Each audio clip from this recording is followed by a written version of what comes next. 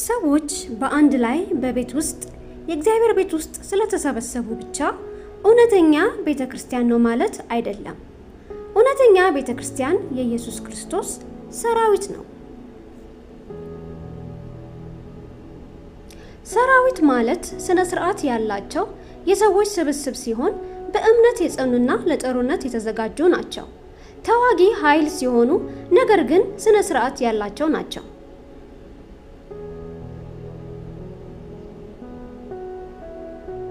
ቁልፍ ነገር ነው ይሄ። ሰራዊቱ ስነ ስርዓት ያላቸው ይባላሉ፣ ከትዕዛዝም በታች ናቸው። ስነ ስርዓት ያላቸው እንደ ሰራዊት ወታደር አባል የራሳችሁ ሐሳብ፣ አስተያየት ከሰራዊቱ ቡድን የተለየ ሊኖራችሁ አይገባም።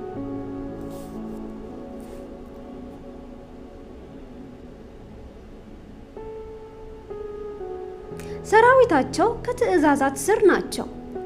ሰራዊት አቅጣጫም አለው። ኢየሱስ አሳውቆናል ሰራዊት እንደሆንን። እንደዛ ነበር ደቀ መዛሙርቱን ያሳደጋቸው እና በዚህ መንገድ ነው ሐዋርያቶች ወንድሞቻቸውን አባሎቻቸውን ያሳደጉት።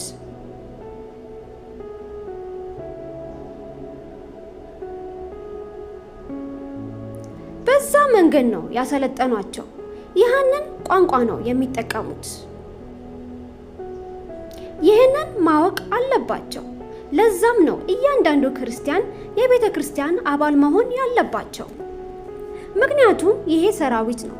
በራሱ ወጪ ለጦርነት የሚዘምት ወታደር የለም። በራሱ የሚቆም ወታደር የለም። የግል ዓላማ ያለው ወታደር ትክክለኛ ወታደር አይደለም። ወታደር የሰራዊት አካል ነው። ሁሉም ትምህርት የእግዚአብሔር ቃል የሚያሳየው ይሄ ነው። ወታደሮች ተግሳጽ ያላቸው ኃይሎች ናቸው። ሰልፍ ደረጃ አይለቁም። ወታደሮች ደቀ መዛሙርት ናቸው። በጣም ጠቃሚ ነው። አያችሁ፣ ሐሳቦች ከወታደር የማይዛመዱ ሐሳቦች ሲመጡባችሁ ምን ማድረግ ነው ያለባችሁ? ተቃወሟቸው። ሙትኒ ምን ማለት እንደሆነ ታውቃላችሁ?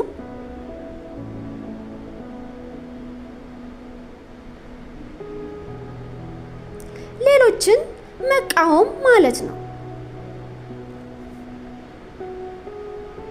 በወታደር ተቀባይነት የለውም። በውትድርና እንደዚህ ካደረጋችሁ ለቅጣት ትያዛላችሁ። እንደውም ለእናንተ የሞት አረፍተ ነገር ይሆንባችኋል።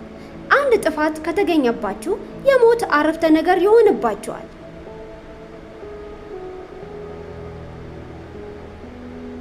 አንዳንድ ሰዎች አይረዱትም። ለምን?